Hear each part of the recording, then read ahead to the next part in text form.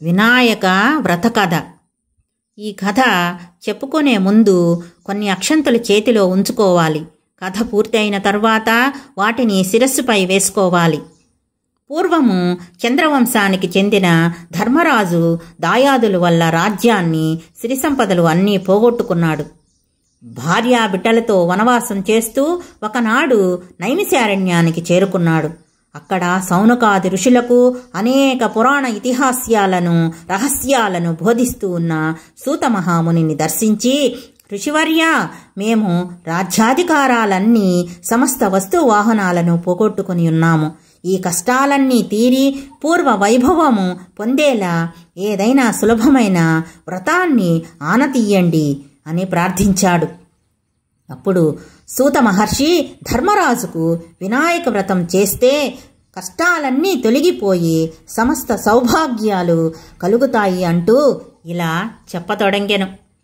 ఒకసారి కుమారస్వామి పరమశివుణ్ణి దర్శించి, తండ్రి, మానవులకు ఏ వ్రతం చేయడం వలన వంశవృద్ధిని పొంది సమస్త కోరికలు తీరి సకల శుభాలను, విజయాలను, వైభవాలను పొందగలుగుతారో అటువంటి వ్రతాన్ని ఆనతీయండి అని కోరాడు. అందుకు పరమశివుడు, నాయనా, సర్వ సంపత్కరము, ఉత్తమము, ఆయుష్కామ్యార్థ సిద్ధిప్రదము అయిన వినాయక వ్రతం అనేది ఒకటుంది. దీన్ని భాద్రపద శుద్ధ చవితి నాడు ఆచరించాలి. ఆ రోజు ఉదయముననే నిద్రలేచి స్నానం చేసి నిత్యకర్మలు నెరవేర్చుకొని తమ శక్తి మేరకు బంగారంతోనైనా, వెండితో గాని లేదా మట్టితోనైనా విఘ్నేశ్వరుడి యొక్క బొమ్మను చేసి తమ ఇంటికి ఉత్తర దిక్కులో బియ్యాన్ని పోసి మండపాన్ని నిర్మించి అష్టదళ పద్మాన్ని ఏర్పరచాలి. అందులో గణేశుని ప్రతిమను ప్రతిష్ఠించాలి. అనంతరం శ్వేత గంధాక్షతులచే పుష్పాలు, పత్రాలతో పూజించి ధూపదీపాలను, వెలగ, నేరేడు మొదలైన ఫలములు రకమునకు 21 చొప్పున నివేదించాలి. నృత్య, గీత, వాద్య, పురాణ, సంగీత పఠనాదులతో పూజను ముగించి యథాశక్తిగా వేద విధులైన బ్రాహ్మణులకు దక్షిణ తాంబూలాదులు ఇవ్వాలి. బంధుజనంతో కలిసి భక్ష్యభోజ్యాదులతో భోజనం చేయాలి. మరునాడు ఉదయముననే స్నాన సంధ్యలు ముగించుకొని గణపతికి పునఃపూజ చేయాలి. ఈ విధంగా ఎవరైతే వినాయక వ్రతాన్ని చేస్తారో వాళ్ళకి గణపతి ప్రసాదం వలన సకల కార్యాలు సిద్ధిస్తాయి. అన్ని వ్రతాల్లోకి అత్యుత్తమమైనది ఈ యొక్క వినాయక వ్రతము. త్రిలోక పూజ్యితము, త్రిలోక ప్రసిద్ధమైనది. దేవతలు, మునులు, కిన్నెరులు, కింపురుషులు, గంధర్వాదులు అందరి చేత ఆచరింపబడిదగింది అని పరమశివుడు కుమారస్వామికి చెప్పాడు. కనుక ధర్మరాజా, నువ్వు కూడా ఈ వ్రతాన్ని ఆచరించినట్లయితే నీ శత్రువులను జయించి సమస్త సుఖాలను పొందుతావు అనడంలో ఎటువంటి సందేహమూ వలదు. గతంలో విదర్భ యువరాణి దమయంతి కూడా ఈ వ్రతం చేయడం వల్లనే తాను ప్రేమించిన నలమహారాజును పెండ్లాడగలిగింది. శ్రీకృష్ణుడంతటి వాడు కూడా ఈ వ్రతం చేయడం వల్లనే శమంతకమణితో పాటుగా జాంబవతి, సత్యభామలను అనే 2 కన్యామణులను కూడా పొందగలిగాడు. కాబట్టి ఆ కథ కూడా చెబుతాను అంటూ ఇలా చెప్పసాగాడు. సూత మహాముని, సౌనకుడు మొదలైన మునులకు విఘ్నేశ్వరుడి యొక్క పుట్టిన విధానమును, ఆ రోజు చంద్రుడిని ఎందుకు చూడరాదు అనే విషయాలను వివరించడము మొదలుపెట్టాడు. ఒకప్పుడు గజ రూపంలో అనగా ఏనుగు రూపంలో ఉన్న గజాసురుడు అనే రాక్షస రాజు పరమశివుడి గూర్చి ఘోరమైన తపస్సు చేయడం ప్రారంభించాడు. అతని యొక్క తపస్సుకు మెచ్చిన పరమశివుడు ప్రత్యక్షమై ఏదైనా వరము కోరుకోమన్నాడు. అప్పుడు గజాసురుడు, స్వామి, మీరు ఎప్పుడూ నా ఉదరం లోపలే ఉండాలి అని కోరుకున్నాడు. మహేశ్వరుడు అతని కోరిక తీర్చేందుకోసం గజాసురుడి యొక్క ఉదరం లోపలికి వెళ్ళాడు. పొట్ట లోపలికి వెళ్ళి ప్రవేశించి అక్కడే ఉండడము మొదలుపెట్టాడు. ఇదిలా ఉండగా కైలాసంలో ఉన్న పార్వతీదేవి భర్త జాడ తెలియక అన్ని చోట్ల వెతుకుతూ చింతిస్తూ బాధపడుతూ ఉన్నది. కొంతకాలానికి శివుడు గజాసురుడి యొక్క పొట్టలో ఉన్నాడని తెలుసుకుంది. కానీ శివుడిని ఏ విధంగా బయటకు రప్పించాలో తెలియక దుఃఖిస్తూ ఎంతో బాధపడుతూ చివరికి విష్ణుమూర్తిని ప్రార్థించి తన భర్త యొక్క విషయం చెప్పింది. ఓ మహానుభావ, పూర్వము భస్మాసురుడి బారి నుంచి నా భర్తను కాపాడి నాకు వసంగావు. ఇప్పుడు కూడా ఏదన్నా ఉపాయము ఆలోచించు అని కన్నీళ్లు కార్చింది. విష్ణుమూర్తి పార్వతీదేవిని ఓదార్చి పంపివేశాడు. అప్పుడు శ్రీహరి బ్రహ్మ మొదలైన దేవతలను పిలిపించి గజాసుర సంహారానికి గంగిరెద్దుల మేళమే సరి అయినదని నిర్ణయించుకున్నారు. అప్పుడు బ్రహ్మ మొదలైన దేవతలను పిలిపించి గంగిరెద్దులను ఆడించేవాడుగా వేషాలు ధరించి శివుడు వాహనాన్ని నందిని ఒక గంగిరెద్దుగా చేసి బ్రహ్మ మొదలైన దేవతల చేత తలా ఒక వాయిద్యాన్ని ఇచ్చాడు. తాను చిరుగంటల సన్నాయి తీసుకొని గజాసురుడు ఉండే గజాసుర పట్టణానికి వెళ్ళాడు. అక్కడ గజాసురుడు ఎదురుగా చక్కగా నందిని ఆడించారు.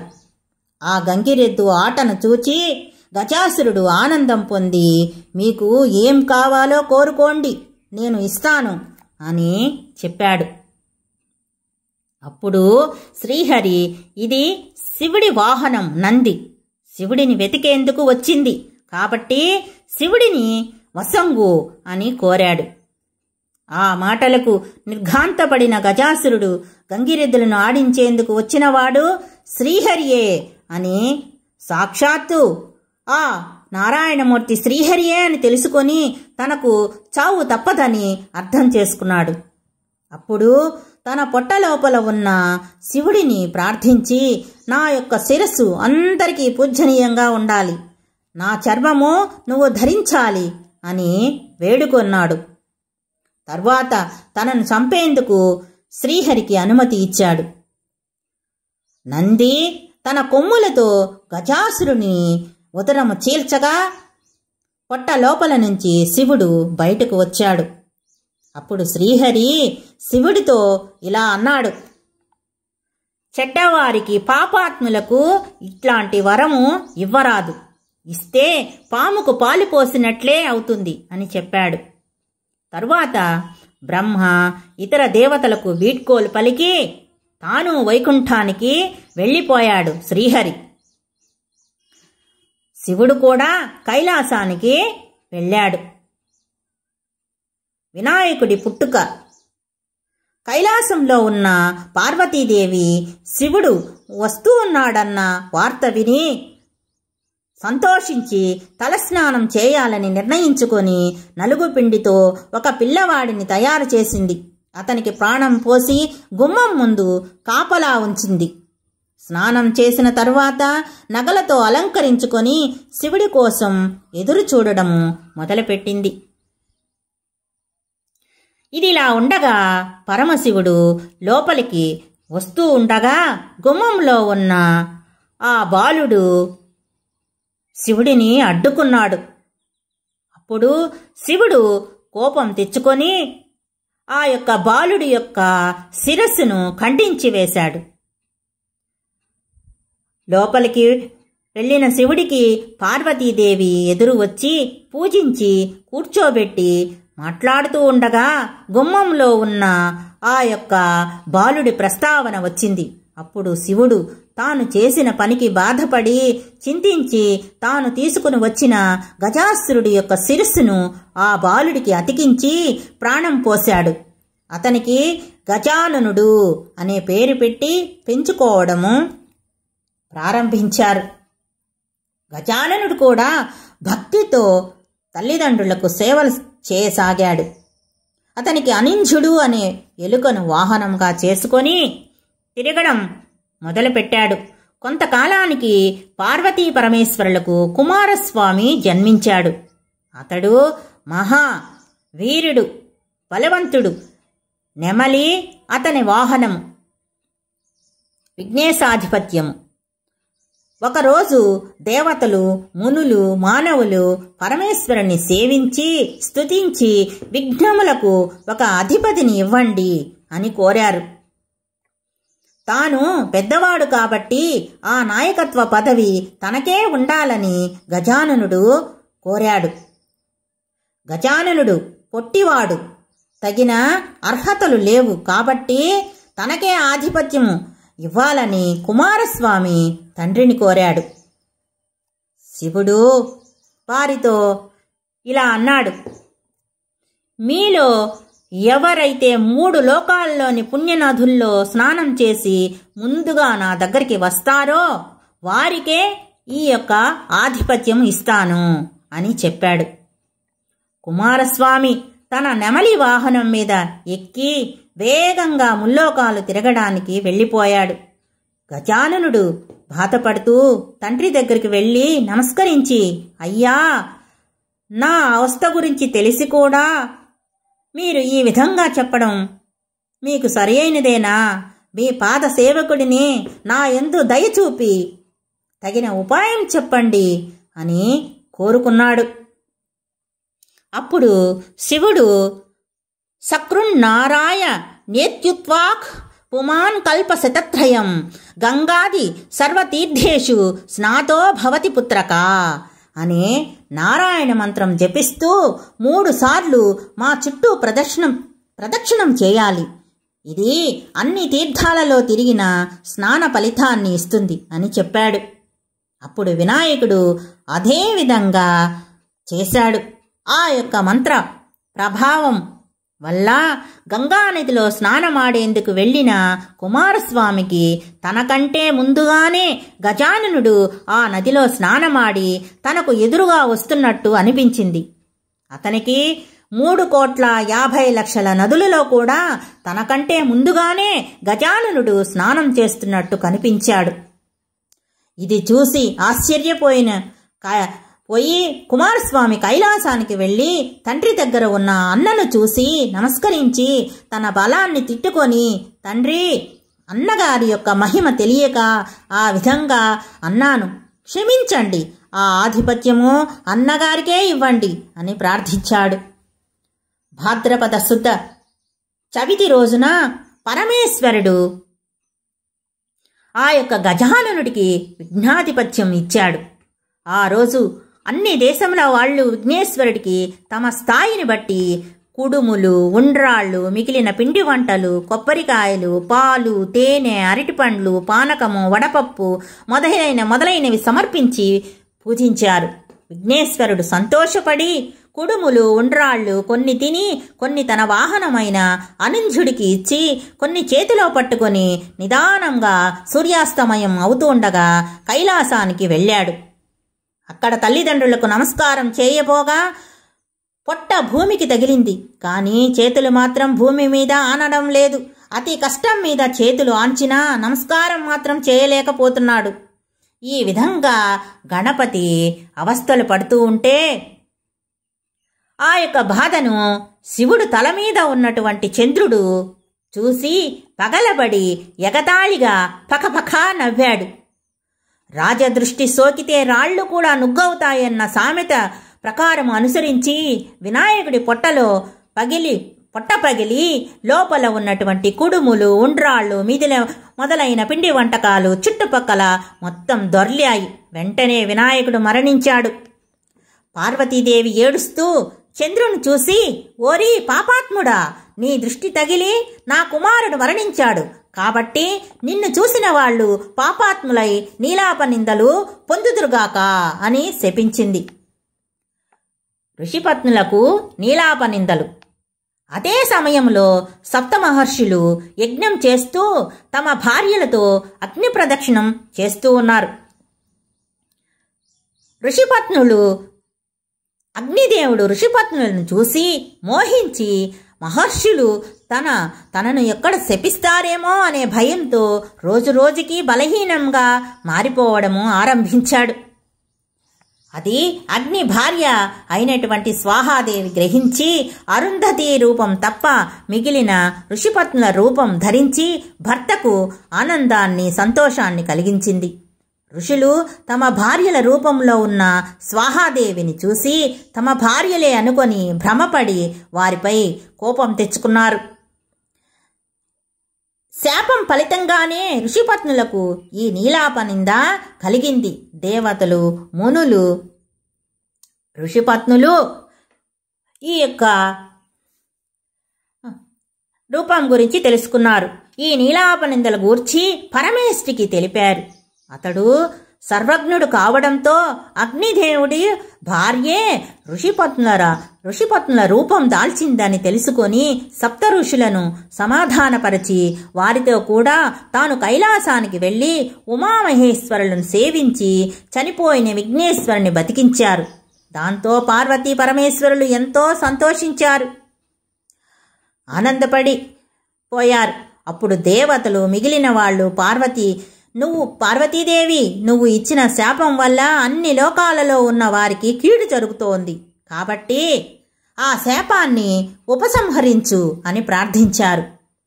అంతటా పార్వతీదేవి వారి ప్రార్థనలను సంతోషపడి కుమారుని దగ్గరకు తీసుకొని ముద్దాడి, ఏ రోజునైతే వినాయకుని చూసి చంద్రుడు నవ్వాడో ఆ ఒక్కరోజు మాత్రం చంద్రుణ్ణి చూడరాదు అని చెప్పింది. అప్పుడు బ్రహ్మ మొదలైన దేవతలు సంతోషిస్తూ తమ తమ నివాసాలకు వెళ్ళిపోయారు. భాద్రపద శుద్ధ చతుర్థి రోజు మాత్రం చంద్రుణ్ణి చూడకుండా తగు జాగ్రత్త తీసుకొని సుఖంగా ఉన్నారు. ఈ విధంగా కొంతకాలం గడిచింది.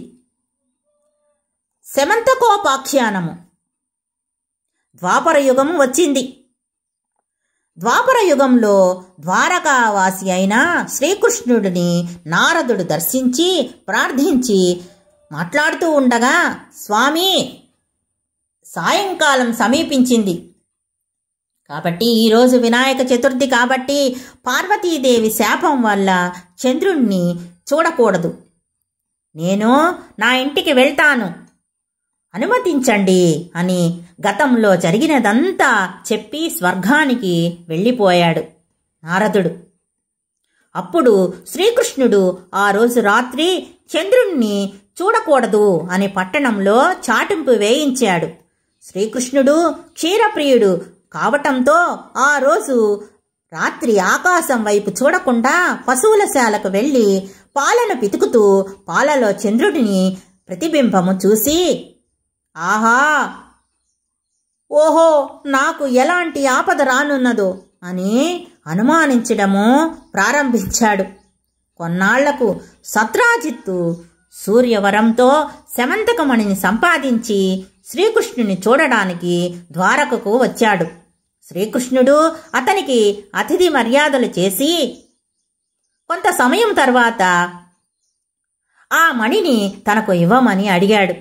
అప్పుడు సత్రాజిత్తు, ఇది రోజుకు 8 బారువుల బంగారాన్ని ఇస్తుంది, దీనిని ఏ ఆప్తుడికైనా ఏ తెలివి తక్కువ వాడు ఇవ్వడు అన్నాడు.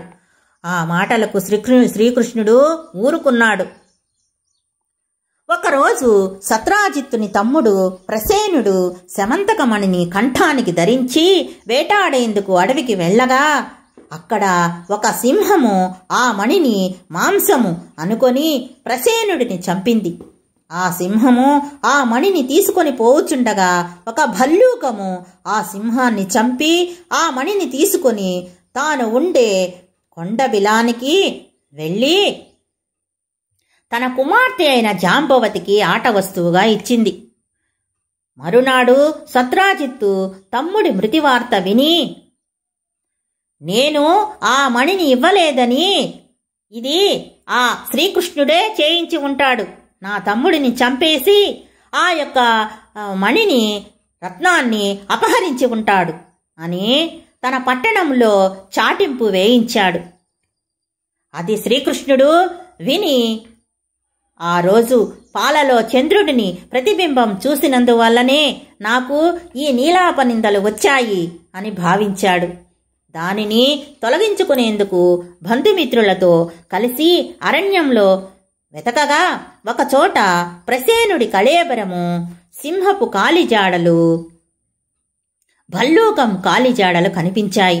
వాటిని అనుసరిస్తూ పోతూ ఒక పర్వత గుహద్వారంలో పరివారాన్ని వదిలి తాను ఒక్కడే లోపలికి వెళ్ళి అక్కడ ఉయ్యాలకి కట్టబడి ఉన్న మణిని తీసుకొని తిరిగి వచ్చుచుండగా అది చూసి వింత మనిషి వచ్చాడు అంటూ జాంబవతి కేకలు వేసింది.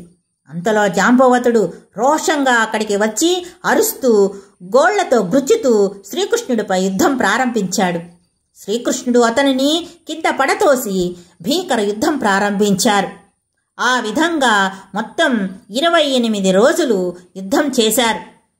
చివరకు జాంబవతుడు శక్తిహీనుడై తనతో పోట్లాటకు యుద్ధానికి దిగినవాడు రావణ సంహారి అయిన సాక్షాత్తు ఆ శ్రీరామచంద్రుడే అని అర్థం చేసుకొని నమస్కరించి, దేవాదిదేవా, ఆర్తజన రక్షక, నిన్ను త్రేతాయుగంలో రావణాది దుష్ట రాక్షసులను చంపేందుకు వచ్చిన శ్రీరామచంద్రుడని అర్థం చేసుకున్నాను. అప్పుడు నన్ను మీరు ఒక వరం కోరుకోమన్నారు. గుర్తుందా స్వామి? నేను తెలివి తక్కువగా మీతో ద్వంద్వ యుద్ధం చేయాలని కోరుకున్నాను. త్వరలో అది జరుగుతుందని మీరు సెలవిచ్చారు.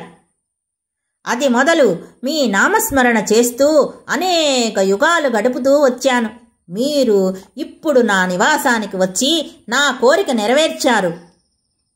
నా శరీరం అంతా శిథిలమైంది. ప్రాణాలు త్వరలో పోనున్నాయి. జీవితేచ్ఛ నశించింది. నా అపచారములు క్షమించి నన్ను కాపాడు స్వామి, నీకంటే నాకు వేరే దిక్కులేదు అంటూ ప్రార్థించాడు. అప్పుడు శ్రీకృష్ణుడు దయతో జాంబవంతుడి తన చేతితో నిమిరి, జాంబవంతా, శమంతకమణిని దొంగిలించానని నాపై వచ్చిన అపవాదును తొలగించుకోవడం కోసరమే నేను వచ్చాను. కాబట్టి ఆ యొక్క శమంతకమణిని నాకు ఇవ్వు, నేను వెళ్ళిపోతాను అని అడిగాడు. అప్పుడు జాంబవంతుడు శ్రీకృష్ణుడికి శమంతకమణితో పాటుగా తన కుమార్తెయగు జాంబవతిని కూడా ఇచ్చాడు. తన ఆలస్యం వల్ల ఆందోళన చెందుతున్న బంధువులతో, సైన్యంతో, మణితో పాటు జాంబవతితో కలిసి తన నగరానికి వెళ్ళాడు. సత్రాజిత్తును పిలిపించి అందరినీ పిలిచి జరిగినదంతా వివరించి ఆ మణిని ఇచ్చాడు. అప్పుడు సత్రాజిత్తు తాను అన్నటువంటి మాటలకు చాలా బాధపడి, అయ్యో, లేనిపోని నిందలు మోపి దోషానికి పాల్పడ్డాను. నేను శ్రీకృష్ణుడిని చాలా నిందించాను, అవమానించాను, నిందలు మోపాను అని చాలా విచారించాడు. సత్రాజిత్తు మణితో పాటుగా తన కుమార్తెయగు సత్యభామను కూడా ఇచ్చి తన తప్పు క్షమించమని వేడుకున్నాడు సత్రాజిత్తు. అప్పుడు శ్రీకృష్ణుడు ఒక శుభముహూర్తంలో జాంబవతి సత్యభామలను వివాహమాడాడు. అప్పుడు దేవతలు, మునులు శ్రీకృష్ణుణ్ణి స్తుతించి, మీరు సమర్థులు కాబట్టి నీలాప నిందలని పోగొట్టుకున్నారు స్వామి. మాలాంటి వారు సామాన్యులు ఏమి చేయగలరు? మా పరిస్థితి ఏమిటి అని ప్రార్థించాడు. దేవతలు, మునులు అందరూ. అప్పుడు శ్రీకృష్ణుడు భాద్రపద శుద్ధ చవితి రోజు ప్రమాదవశాత్తు చంద్రుని దర్శనం అయితే ఆ రోజు గణపతిని పూజించి శమంతకమణి కథను విని పూజాక్షతలు తలపై వేసుకున్నట్లయితే ఈ యొక్క నీలాపనిందలు పొందకుండురుగాక అని చెప్పాడు. దాంతో దేవతలు, మునులు సంతోషించి తమ తమ ఇళ్లకు వెళ్ళిపోయారు. ప్రతి సంవత్సరము భాద్రపద శుద్ధ చతుర్థిలో దేవతలు, మహర్షులు, మానవులు మొదలగు వారు గణపతిని పూజించి తమ తమ కోరికలు నెరవేర్చుకొని ఆనందంగా ఉన్నారని శాప మోక్ష విధానము సౌనకాది మునులకు వివరించిన తర్వాత సూత మహాముని తన ఆశ్రమానికి వెళ్ళిపోయాడు. ఈ కథ పూర్తిగా విన్న తరువాత అక్షంతలు తలపై ధరించాలి. అటు తర్వాత గుంజిళ్ళు తీయాలి.